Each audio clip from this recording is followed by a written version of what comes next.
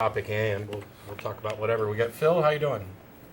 Hello, can you hear me? Yes. How are you? My phone is stuck in speakerphone, so I can't change it. Okay. What do you got? That's not a problem at home. Well, how are you guys? I'm doing well. How are you?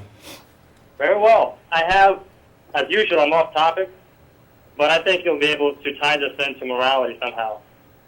Okay. My question is, theoretically, say you had your mother who was almost a nun in a monastery, living all her days in the monastery. And you were an atheist, and you were on very good terms with her, and she wanted you to come to confession. So what would be your take on this? I wouldn't go. I'm sorry? I wouldn't go. You wouldn't go? No. Would you?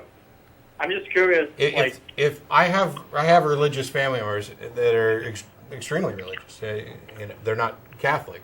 If they invited me to go to church with them some Sunday, I'd go. I go to church here locally on occasion when I'm invited by, local ministers or other people who want to take me to church to hear what, how they're different from the other Christians, or there's all kinds of reasons. There's a possibility of me speaking with a number of Christians in order to promote dialogue. So I have no problems at all going to church. So if there was some special function, a marriage, a funeral, a christening, some kind of celebratory thing, and they wanted me to go to church with them, I'd go. If I was in the neighborhood, and it's not like I'm going to drive all the way across the country just to go to a church with somebody. I don't have any problem with that because I'm there in support of the other people. This is something that's important to them. Confession is something completely different. Confession is they want you to go in and talk to somebody and admit all of your sins. I have no problem at all talking to somebody and admitting to what I did or didn't do wrong. But I'm not going to go through a religious observance that I don't agree with. So the confession would be right out.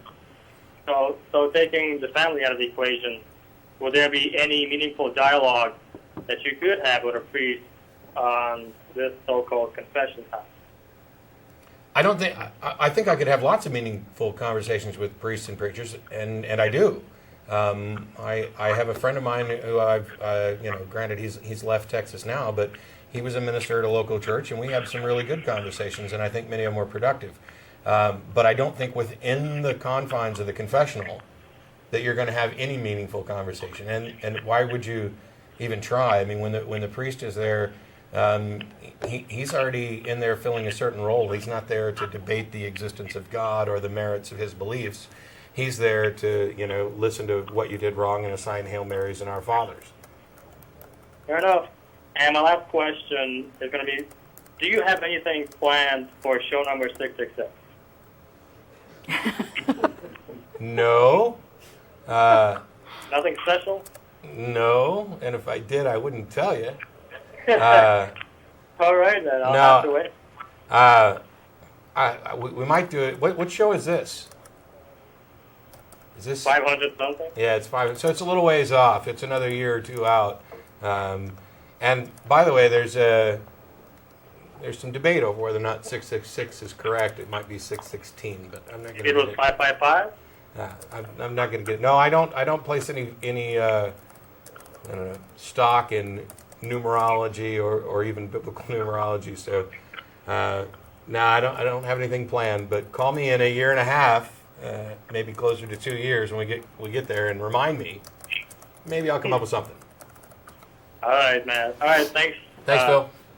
And the other co-host, I'm sorry, I don't know your name. That's Jennifer. It's Jennifer. Jennifer. Thank you, if I didn't talk so much, she would have answered that probably better than I did. And so, on that note,